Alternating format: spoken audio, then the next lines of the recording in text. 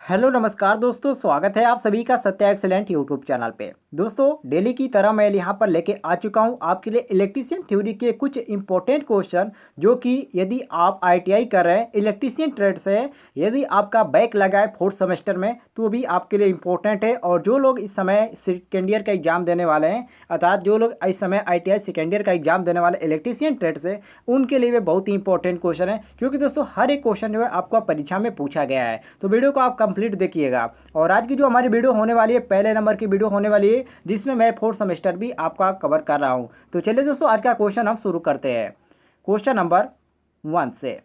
कह रहा है क्वेश्चन कि नवीकरणीय ऊर्जा स्रोत का उदाहरण है। तो दोस्तों पहले तो हम यहाँ पर नवीकरणीय के बारे में हम जान लेते हैं। देखिए, नवीकरणीय ऊर्जा का जो स्रोत है, ये आपका स्रोत का जो महत्व दिया गया है, अर्थात नवीकरणीय ऊर्जा स्रोत का जो महत्व दिया गया है, भारत में 1970 के दशक को समझा गया है। ठीक है, इसको आप ध्यान रखिएगा। और नवीकरणीय ऊर्जा में स्रोत आपका जो ऊर्जा है, ये आपका प्रमुख आता है, जैसे कि जलीय ऊर्जा हो गया, पवन ऊर्जा हो गया, भूतापीय ऊर्जा हो गया, समुद्र तरल ज्वार आदि इसमें आपका जो प्रमुख माना गया है। इसको आप ध्यान रखिएगा। और इसकी बात करें सामर्थ्य की, तो परंपरागत और नवीकरणीय ऊर्जा स्रोत की जो सामर्थ्य है, ये लगभग आपका 100 गीगावाट माना गया है। ठीक है, तो यहाँ पर क्वेश्चन के अनुसार हमारा सही हो जाता है ऑप्शन नंबर ए, अर्थात सूर्य। अर्थात नवीकरणीय ऊर्जा स्रोत का जो उदाहरण है, इन ऑप्शनों में से आपका ऑप्शन नंबर ए है, अर्थात सूर्य।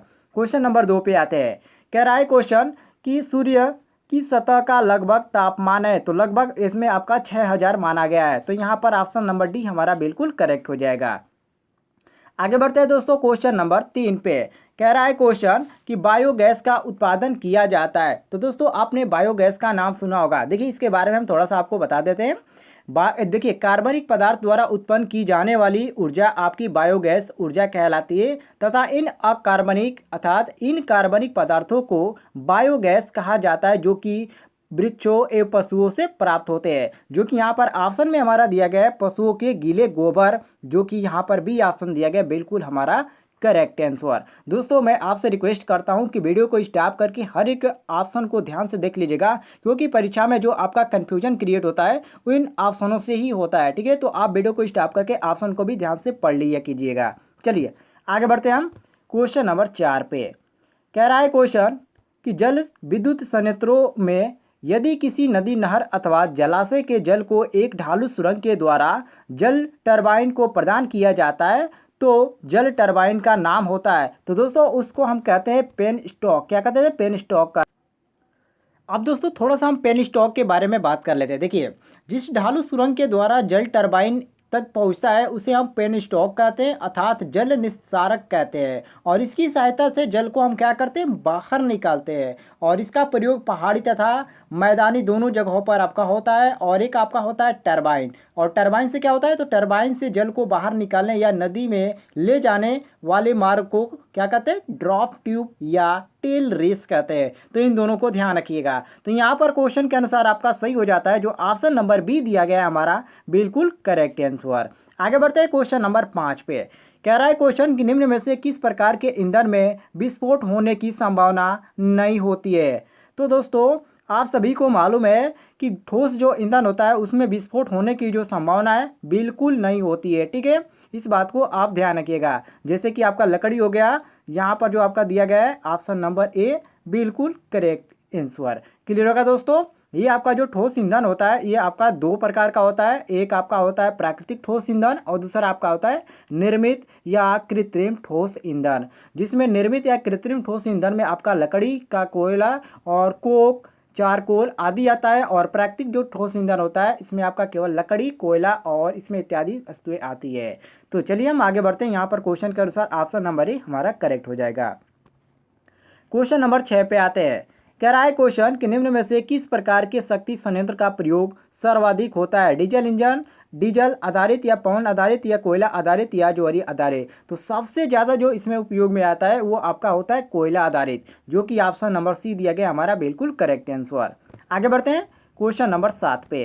कह रहा है क्वेश्चन कि हाइड्रो इलेक्ट्रिक ऊर्जा स्रोत का उपयोग किन स्थानों पर किया जाता है? मैदानी क्षेत्रों में या पहाड़ी क्षेत्रों में या ए व बी दोनों या उपयुक्त में से कोई नहीं। वेरी वेरी इंपॉर्टेंट क्वेश्चन है दोस्तों।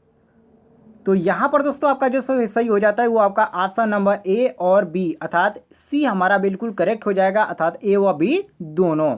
आगे बढ़ते हैं हम क्वेश्चन नंबर 8 पे।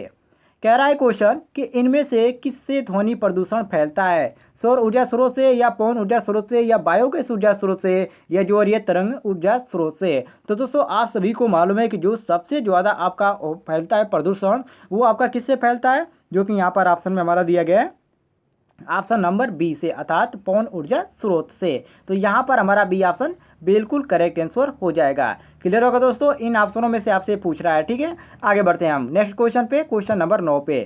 कह रहा है क्वेश्चन कि भू उपग्रहों एवं अंतरिक्ष यानों में विद्युत शक्ति आपूर्ति हेतु किस प्रकार का विद्युत उत्पादक संयंत्र प्रयोग किया जाता है? जो अंतरिक्ष यानों में जो आपका विद्युत उत्पाद प्रयोग किया जाता है वो कौन सा होता है? पेट्रोल इंजन चलित अल्टरनेटर या जल वाष्प टरबाइन वाष्प इंजन युक्त अल्टरनेटर या निकेल कैडमियम बैटरीज या सौर पैनल? तो दोस्तों उसमें जो आपका प्रयोग किया जाता है वो आपका होता है सौर पैनल, जो कि ऑप्शन में दिया गया हमारा डी ऑप्शन बिल्कुल करेक्ट आंसर।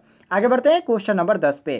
कह रहा है क्वेश्चन कि निम्न में से कौन से पारंपरिक ऊर्जा स्रोत है? तो दोस्तों जो आपका पारंपरिक ऊर्जा स्रोत के अंतर्गत आता है, यहाँ पर जो आपका ऑप्शन नंबर दिया गया है डी, अर्थात ये सभी ए बी सी, अर्थात यहाँ पर हमारा तीनों ऑप्शन क्या होगा, करेक्ट हो जाएगा। जो आपका पारंपरिक ऊर्जा स्रोत के अंतर्गत आता है कोयला, पेट्रोल और प्राकृतिक गैस आता है, इसलिए हम मारेंगे ऑप्शन नंबर डी, अर्थात ये सभी। चलिए आगे बढ़ते हैं हम क्वेश्चन नंबर 11 पे। कह रहा है क्वेश्चन के निम्न में से किसका ईंधन परिवहन मूल्य शून्य होता है? तापीय ऊर्जा स्रोत का या हाइड्रो इलेक्ट्रिक ऊर्जा स्रोत का या नाभिकीय ऊर्जा स्रोत का या उपयुक्त सभी का?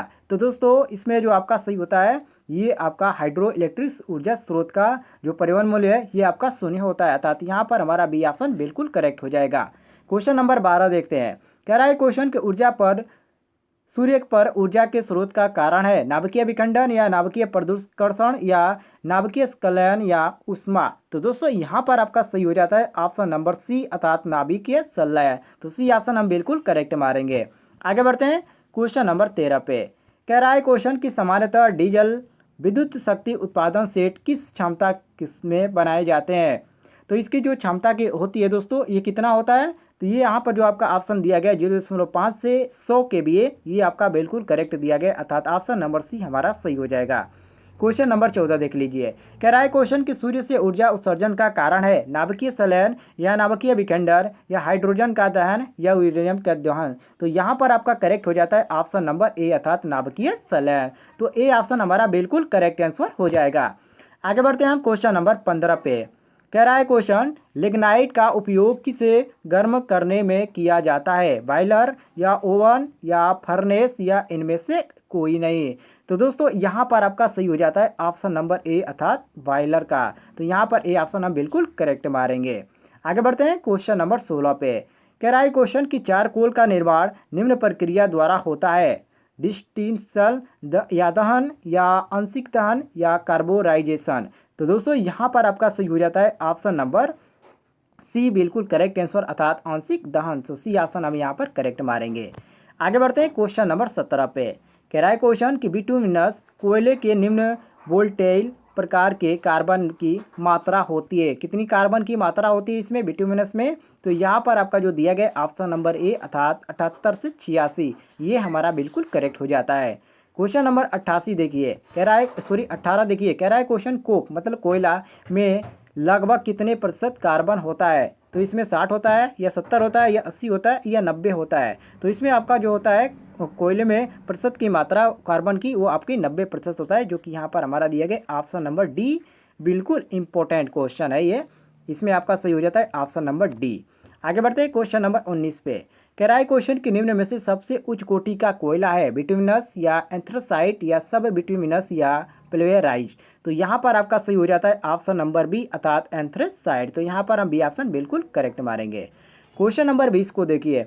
कह रहा है क्वेश्चन की परंपरागत ऊर्जा स्रोत गैर परंपरागत ऊर्जा स्रोत की अपेक्ष होते हैं? सस्ते, महंगे या समान मूल्य या अनिर्धारित, मतलब कि निर्धारित हम नहीं कर सकते हैं। तो यहाँ पर हमारा सही हो जाता है ऑप्शन नंबर बी, क्या होते हैं? महंगे होते हैं। तो बी ऑप्शन हम बिल्कुल करेक्ट मारेंगे। क्वेश्चन नंबर 21 को देखिए। कह रहा है क्वेश्चन कि सब बिटुमिनस कोयला लिग्नाइट कोयले की अपेक्षा कठोर होते हैं या मृदु होते हैं या भंगुर होते हैं या परिवर्तनशील होते हैं? तो ये दोस्तों कैसे होते हैं? तो ये बिल्कुल कठोर होते हैं। तो यहाँ पर आपका सही हो जाएगा option number A, correct answer. Clear होगा दोस्तों। चलिए आगे बढ़ते हैं हम क्वेश्चन नंबर 22 पे। कह रहा है क्वेश्चन कि मुख्य रूप से उपयोग किए जाने वाला द्रव्य ईंधन है केरोसिन या कोलतार या सोलर तेल या पेट्रोल। तो जो सबसे यहाँ पर प्रयोग वाला है वो आपका होता है क्या, पेट्रोल, जो कि यहाँ पर हमारा दिया गया ऑप्शन नंबर डी बिल्कुल करेक्ट आंसर। आगे बढ़ते हैं क्वेश्चन नंबर 23 पे। कह रहा है क्वेश्चन कि पल्वेराइज्ड कोयला होता है धूम्र रहित कोयला या राख रहित कोयला या छोटे छोटे कणों में टूटा हुआ कोयला या देर तक जलने वाला कोयला। तो ये दोस्तों आपका जो होता है छोटे छोटे कणों में टूटा हुआ कोयला होता है, जो कि ऑप्शन नंबर सी हमारा दिया गया बिल्कुल करेक्ट आंसर।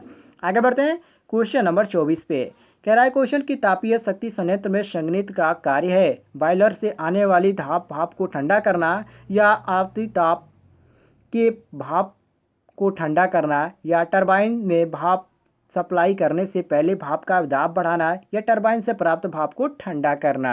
तो यहाँ पर आपका सही हो जाता है ऑप्शन नंबर डी अर्थात टरबाइन से प्राप्त भाप को क्या करना, ठंडा करना। आगे बढ़ते हैं क्वेश्चन नंबर 25 पे। कह रहा है क्वेश्चन कि तापीय शक्ति संयंत्र में टरबाइन से निकली ताप को संयंत्र में शीतल अर्थात ठंडा करने के लिए क्या किया जाता है दोस्तों।